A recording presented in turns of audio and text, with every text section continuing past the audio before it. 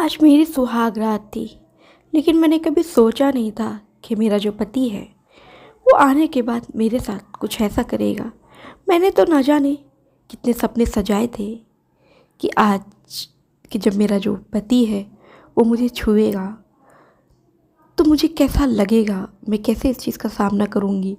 लेकिन मैंने कभी सपने में ही नहीं सोचा था कि मेरा जो पति है वो मेरे साथ इतना वहशीपना करेगा। मेरा जो पति है वो अचानक बेड पर आता है, बिना कुछ बोले, बिना मुझसे कुछ कहे हुए वो मुझे बेड पर पटक देता है और मेरे साथ वो ज़ोर ज़ोर से, बहुत बुरे तरीके से मेरे साथ वो शारीरिक संबंध बनाने लगता है। मैं इसका बहुत ज़्यादा विरोध करती हूँ। तो जो मेरा पति है वो मुझसे कहता है कि तुमने शादी क्यों की है, और अगर तुम मुझे ये शारीरिक सुख नहीं दे सकती हो तो भला फिर तुमने मुझसे शादी क्यों की। मेरे पास मेरे पास इन सारे सवालों का जवाब नहीं था। फिर मैं सोचने पर मजबूर हो गई कि मेरा जो पति है आखिर में वो ये क्या कह रहा है, और ये जो वो कह रहा है इसमें कितनी सच्चाई है। अब मेरा जो पति है दोस्तों, हर रात मुझे रोज़ मेरे साथ वो गलत काम करता है। ऐसा लगता है मानो कि मैं उसकी पत्नी नहीं बल्कि कोई सामान हूँ, कि मेरा जो पति है वो मेरे साथ ज़बरदस्ती, चाहे मेरी मर्ज़ी हो ना हो, वो मेरे कपड़े खोलता है, मेरे बदन से एक एक करके सारे कपड़े को उतारता है और उसके बाद से दोस्तों ज़बरदस्ती वो मेरे साथ शारीरिक संबंध बनाता है। मैं ये सब करते करते दोस्तों मैं बहुत ज़्यादा थक गई। मुझे समझ में नहीं आ रहा था कि मैं क्या करूं। कभी मैं सोचती थी कि मैं अपनी जान दे दूं, लेकिन तभी दोस्तों एक दिन मेरी मुलाकात राजू से हुई। पता नहीं क्यों राजू को जब मैंने पहली बार ही देखा तो वो मुझे कुछ अपना सा लगने लगा, और फिर मैं उससे मिली, उससे बातें की, और पहली ही बातों में उसने मुझे इतनी इज्जत दी।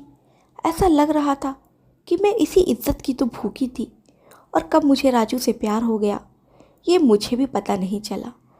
और हालांकि ऐसा नहीं है कि मुझे ही राजू से प्यार नहीं है। राजू भी मेरा बहुत ख्याल रखता है, मुझसे बहुत ज़्यादा प्यार करता है, और राजू को पाकर मुझे ऐसा लगा कि मुझे सब कुछ मिल गया है। अब जो राजू है वो भी मुझे छूता है तो मुझे बुरा नहीं लगता है, बल्कि मुझे राजू का छूना बहुत ज़्यादा अच्छा लगता है। राजू मेरे साथ जो भी कुछ भी करता है मैं बिल्कुल बिना उसको मना किए, बिना हिचकिचाए हुए उसके साथ वो सब करती हूँ जो मुझे केवल अपने पति के साथ कर। लेकिन मेरा पति जब मुझे छूता है तो मुझे बहुत ज़्यादा गंदा लगता है। ऐसा लगता है कि मैं कैसे अपने पति से खुद को छुड़ा कर भाग जाऊं। अब दोस्तों इसी सब उलझनों में मेरी जो ज़िंदगी थी वो जूझ रही थी। एक तरफ पति और दूसरी तरफ मेरा प्यार था। मैं राजू को मन ही मन में बेहद ज़्यादा प्यार करने लगी, क्योंकि राजू जो है मुझे इज्जत देता था और इज्जत के साथ साथ वो मुझे प्यार करता था। और उधर दूसरी तरफ मेरा जो पति है केवल मुझे वस्तु समझता था, और वस्तु समझकर मुझे केवल मुझे नोचता था, मुझे खींचता था। मैं अपने पति के सामने बिल्कुल शर्मा जाती थी। इधर राजू के सामने मैं खुद को बहुत महफूज समझती थी। फिर एक दिन मुझे समझ में नहीं आ रहा था कि मैं क्या करूं। फिर मैंने फैसला किया कि मैं अपने प्यार को चुनूंगी और मैं इज्जत को चुनूंगी।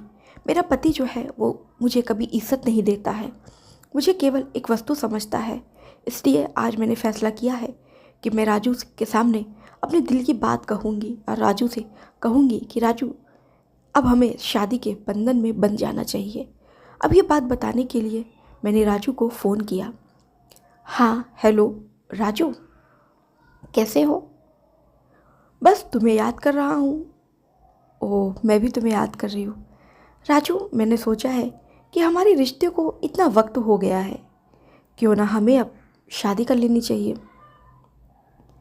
तुम कैसी बात कर रही हो? नहीं नहीं, मैं तुमसे शादी नहीं कर सकता। राजू, कैसी बातें कर रहे हो? वो प्यार, वो बातें, और वो जो तुम मेरे साथ कर रहे थे फिर वो क्या था? अरे वो तो बस एक टाइम पास था, क्योंकि तुम्हें भी ज़रूरत थी और मुझे भी ज़रूरत थी। राजू, तुम क्या कह रहे हो? तुमने तो मुझसे प्यार भरी बातें की थी, मेरा साथ निभाने का वादा किया था।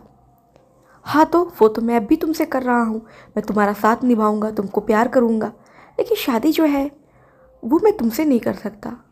तो फिर राजू ये कौन सा प्यार है कि तुम मुझसे शादी नहीं कर सकते हो लेकिन प्यार कर सकते हो? हाँ, मैं जो शादी है मैं अपनी माँ की पसंद की लड़की से करूँगा। अब उसके बाद से जैसे ये सुनना था कि मेरा जो दिल है वो टूट गया, और अब मुझे समझ में नहीं आ रहा था कि मैं अब क्या करूं। ना मुझे मेरा पति के पास जाने का मन कर रहा था, और इधर जो मेरा प्यार था मुझे समझ में आ चुका था कि वो भी केवल मेरे साथ मुझे वस्तु समझकर वो भी खेल रहा था। फिर मैंने फैसला किया कि शायद मुझे अब अपनी ज़िंदगी को यही समाप्त कर लेना चाहिए, क्योंकि ये जो दुनिया है ये हम औरतों के लिए नहीं है, क्योंकि यहाँ पर औरतों को केवल एक सामान समझा जाता है, एक वस्तु समझा जाता है। जिससे मैंने 7 फेरे लिए, जब उसने ही मुझे कभी इज्जत नहीं दी, केवल मैं मुझे एक वस्तु समझा और मुझे मेरे साथ तरह तरह के वो जुल्म करता रहा, और मेरे प्यार ने भी केवल मुझे एक वस्तु समझा। जब उसका भी मन भर गया तो उसने मुझे फेंक दिया। अब मुझे समझ में नहीं आ रहा है कि मैं क्या करूं। शायद मुझे अपनी ज़िंदगी को अब यही समाप्त कर लेना चाहिए। शायद मेरे दुखों का यही अंत हो सकता है, क्योंकि अब मैं थक गई हूँ। मुझे लगा कि शायद मुझे एक बार फिर से जीवन दान मिल गया, लेकिन जिससे मैंने प्यार किया उसने भी तो केवल मुझे इस्तेमाल किया। चलो, शायद यही मेरी ज़िंदगी का अंत है। वो तो मुझसे प्यार नहीं करता है, पर मैं तो उससे प्यार करती हूँ, और उसके प्यार के सहारे ही मैं इस दुनिया को अलविदा कह देती हूँ। राजू, मैं तुमसे बहुत प्यार करती हूँ। अलविदा, अपना ख्याल रखना और हमेशा खुश रहना। तो दोस्तों, सरिता की एक दुख भरी कहानी आपको कैसी लगी? अपनी राय कमेंट बॉक्स में करके ज़रूर बताइएगा।